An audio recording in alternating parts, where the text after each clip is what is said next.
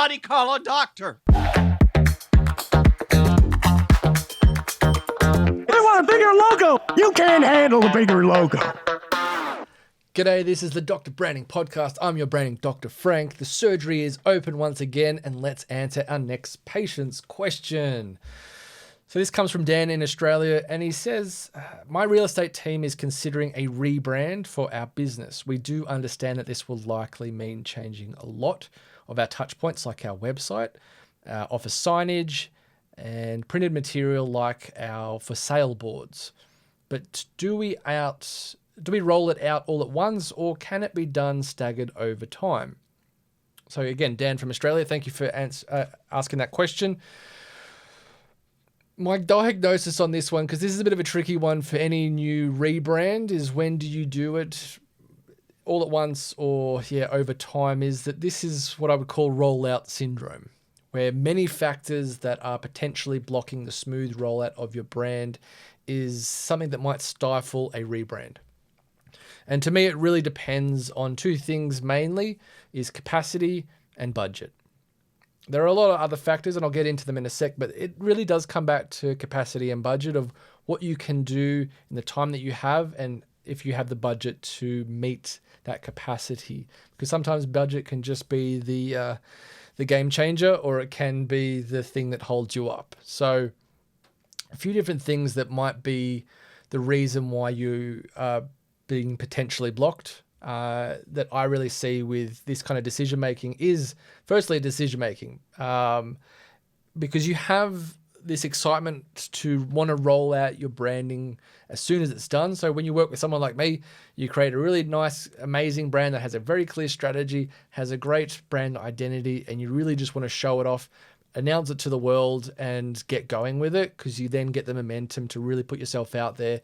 And it's really good. It can be really happy days in those moments of your business.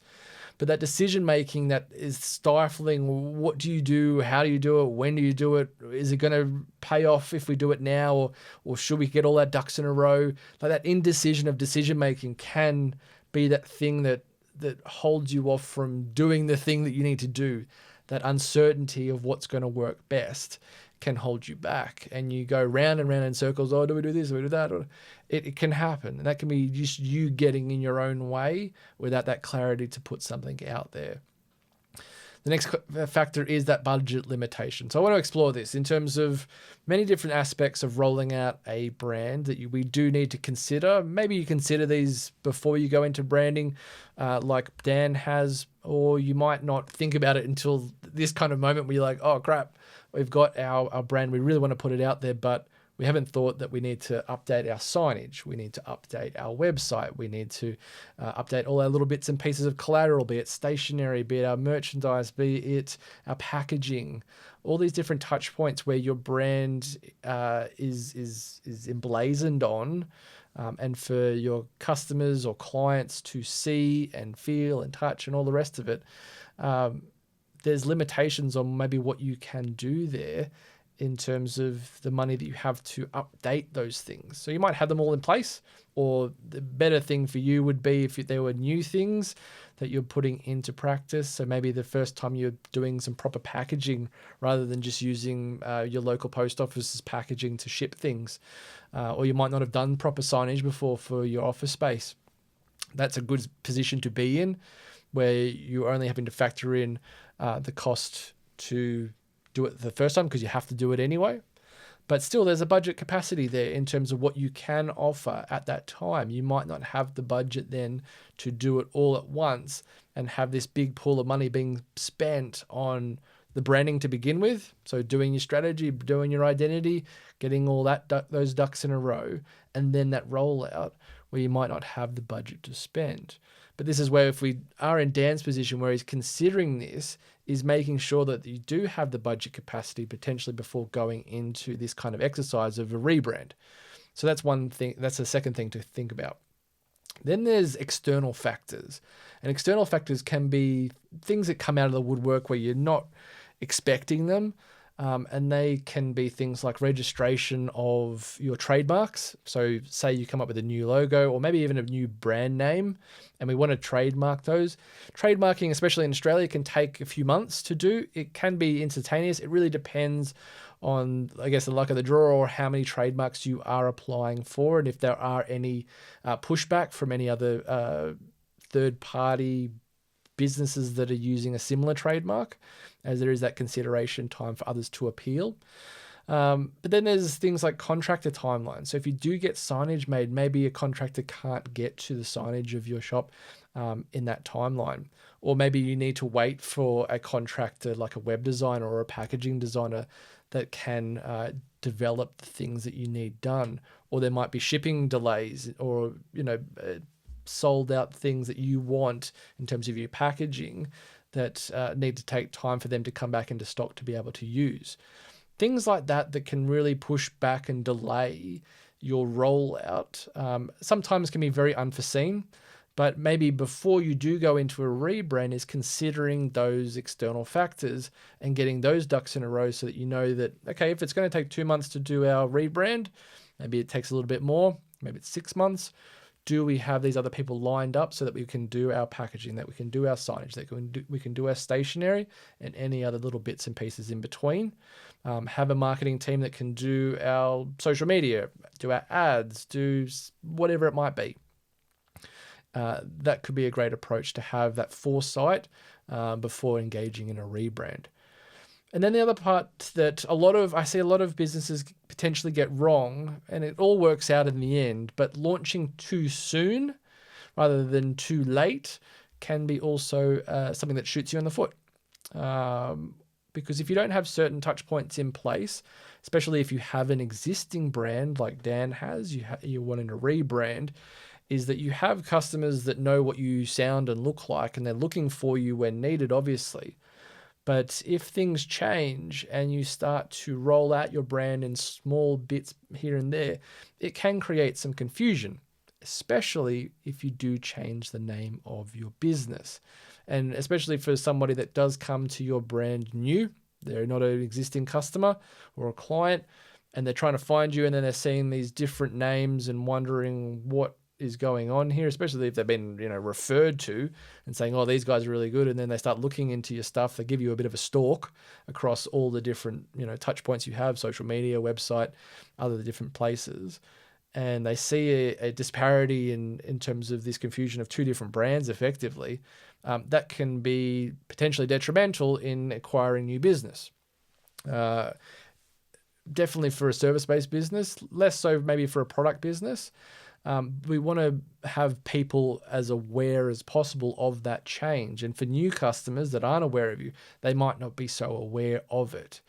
So I guess my prescription to solve this problem, answer this question that Dan's got, is that we really need to create a plan for this situation to reduce this rollout syndrome of getting in your own way and having a clear plan of what you are going to do when and how much it's going to cost and all these different factors that I've already talked about. But the other part to this, that an updated brand to me never really needs to be unveiled immediately.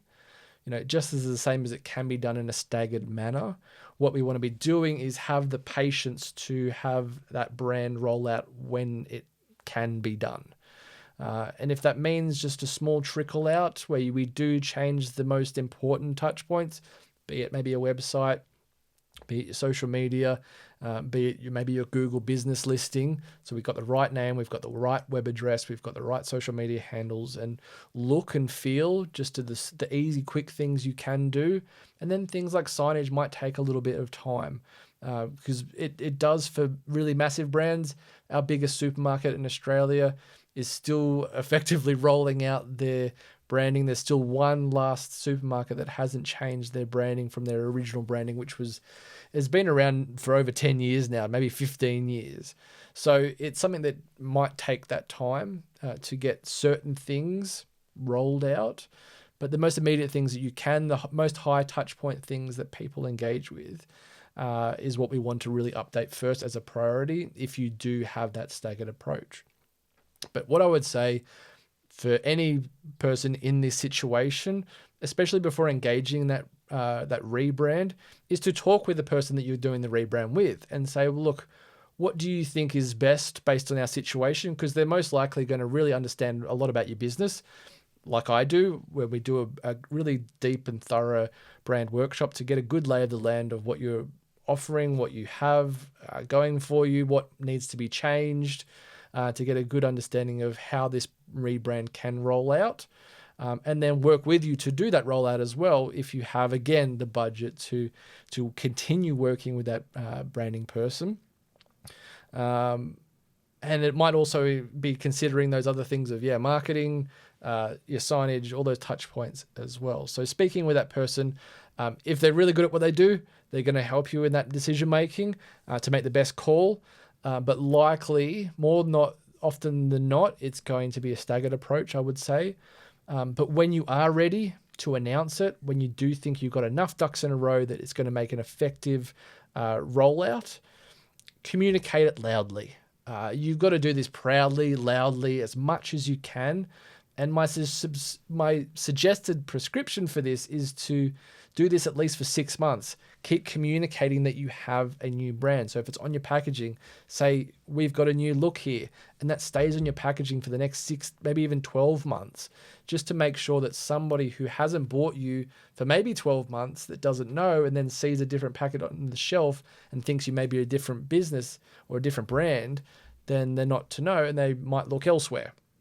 So we don't want that to happen. We want to have that communication continuously happen for a good period of time until you're confident that those who are finding you, especially new clients or customers, are aware of you and aren't going to be mistaken for a new brand that they're not aware of and then choose something else because they can't see what they were most used to before.